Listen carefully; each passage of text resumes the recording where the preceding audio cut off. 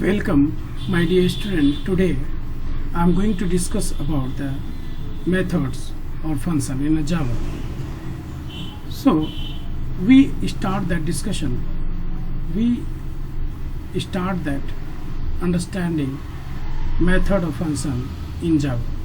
First of all, that we have to understand what is a method and what is the function. We all are familiar with the one method in a Java program, that is main method. So we check this one.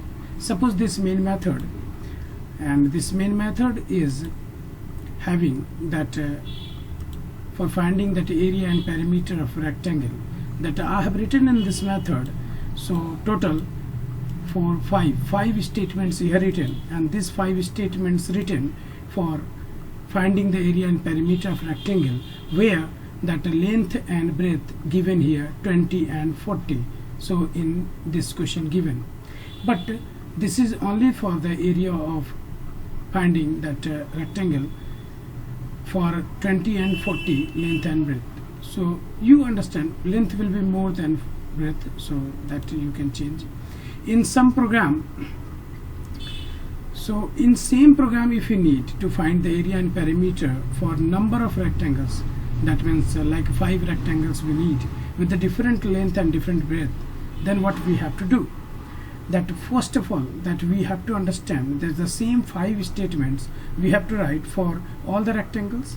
Like this, we see that this is the main method, and here we are writing that first group of statements. This is for rectangle 1 and this is for rectangle 2.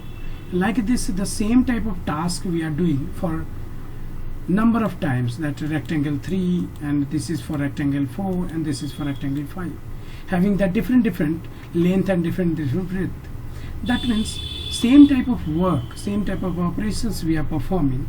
Suppose here number of 5s, but if we need 100 rectangles and we need number of rectangles according to user choice, then it is not possible to do the programs like this. We will module this all. So that means we need the same coding for 5 rectangles and 5 group of related variables also. That means wastage of memory also. That means large number of variables to handle. So what is that?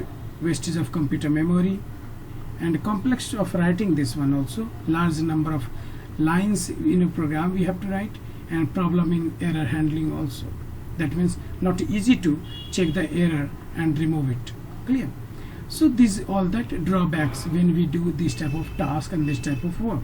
So now we understand what is that functionalities. So one function we have written, find area and perimeter, and here written that all the coding for the finding area and perimeter we have written in the main, we are finding and we are writing here, and this is that known as user defined method. In this user defined method, so we can pass the value one time, length L 20, 10, 20, like that we can change the value. That means we can give that different values. So 3 input, second, third time input we will give, like that it will give. So n times, so we will give the different values, and it will display the area and perimeter. That means it's easy and convenient to module that same type of task, and we provide and supply the values for different rectangles as we needed. That we understand here that this is a first class is that rectangle, so complete program is there, main method is that, and here we are calling this main method with the user defined method. That means find area and perimeter.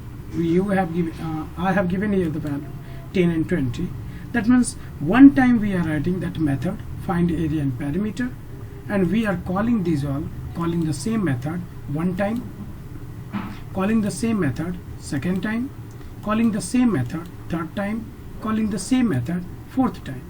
That means like this we can call the same module of the code for fixed number of times as we need. That means we don't need to repeat these all codings there. We don't need to repeat that find area and perimeter, these all codings again and again. Only one time we will write in a method, and with the help of this we will call in a main. That means you can understand in such a way what is the benefit of the method. Now we understand the definition of the method. Method is a set of statements or a block of statements to perform some specific task in a program. Another thing is that function is called the method or subroutine or procedure. Now we understand with the one diagram that program is there and main module is there, and task for one coding for one task, coding for two tasks, coding for three tasks, coding for four tasks. Suppose 4 different tasks we have to do, and in a main method we are doing that all the things. It will be better all the coding, all the modules you divide into the modules. That means main module we are doing the task. That means main module is divided into the different tasks. That means module 1 for the task 1, module 2 for the task 2, module 3 for the task 3, and module 4 for the task 4.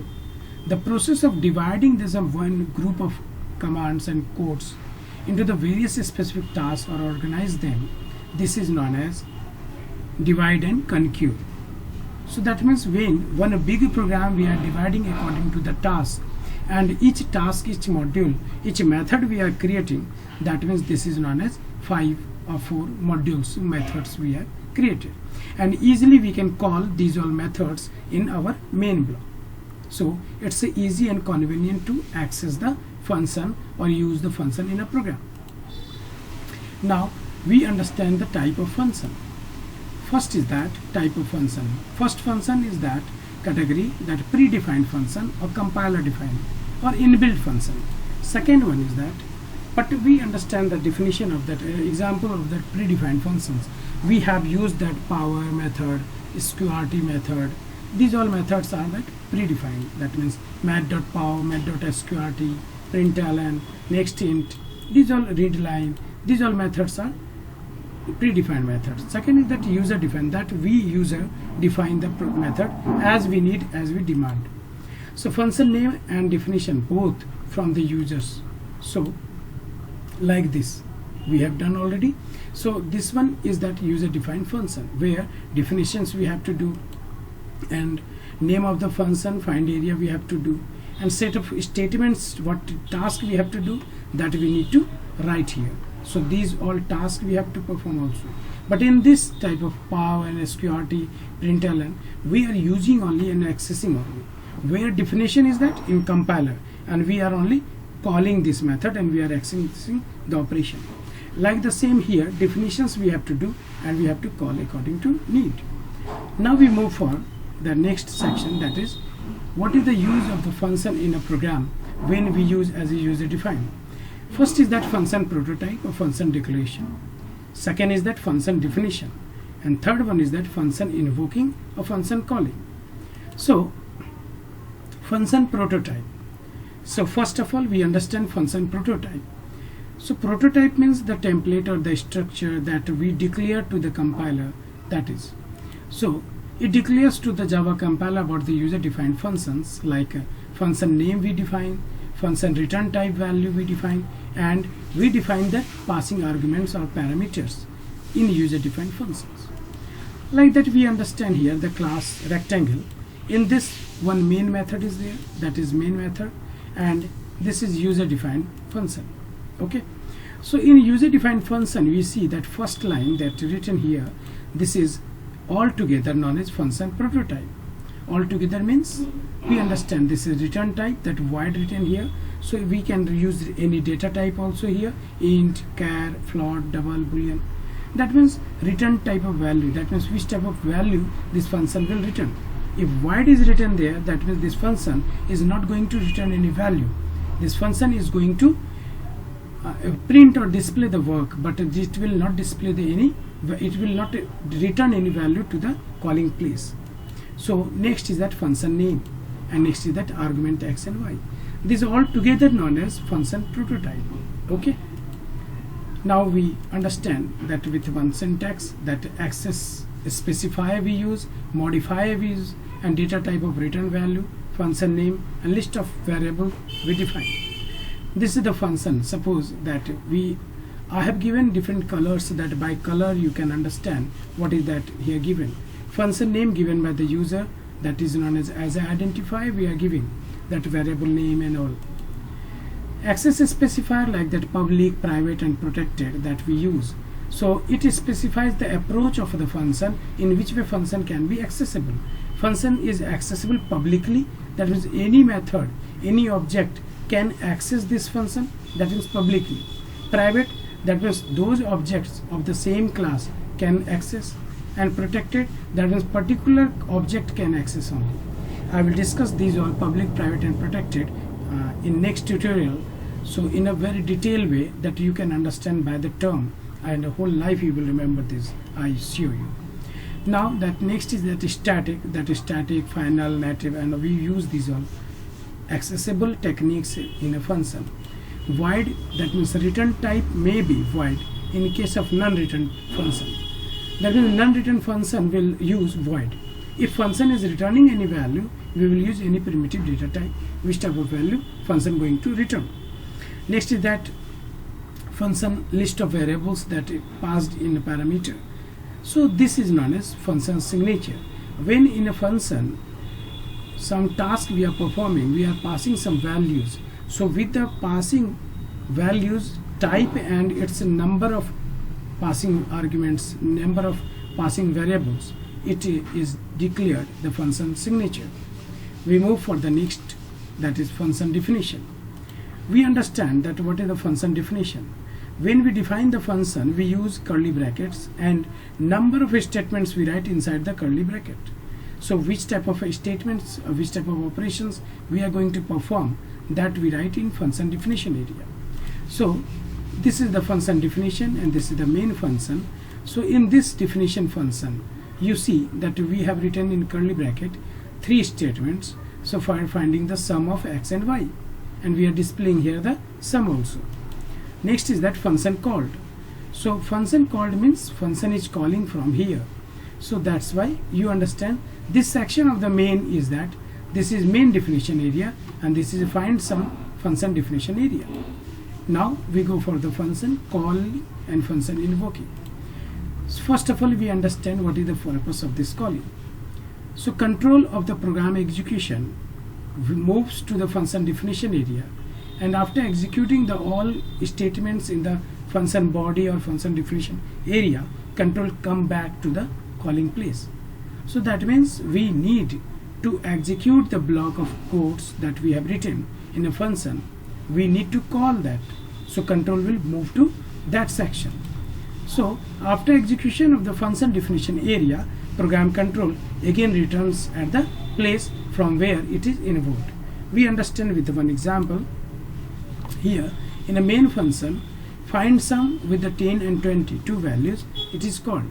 So it is user defined function and it is called here. That means find sum will be called with the 10 and 20. That means 10, here we are passing first value 10, second value 20. Here it will accept also x, 10 will accept and y will accept 20. So that means function call transfers to the definition. Control will move from here to here in definition area. After executing these all, control will move to that. The main function is calling to the find sum. That's why this function is known as calling method, and this section is called. So find sum is that called. That's why this is known as called method. So sometimes this type of question is coming in exam. What do you mean about the calling method and called method? So you can define in this way, very easy way, that the function definition that we define, that is called, and this is called. So that's why this is called method. And that function which is calling to the other function is known as calling function. That means here main is the calling method, main is the calling function, and find sum is the called function. Okay. After executing this, control will go and return back to the section. That means control will continue the execution of this. Okay. So this is that complete section.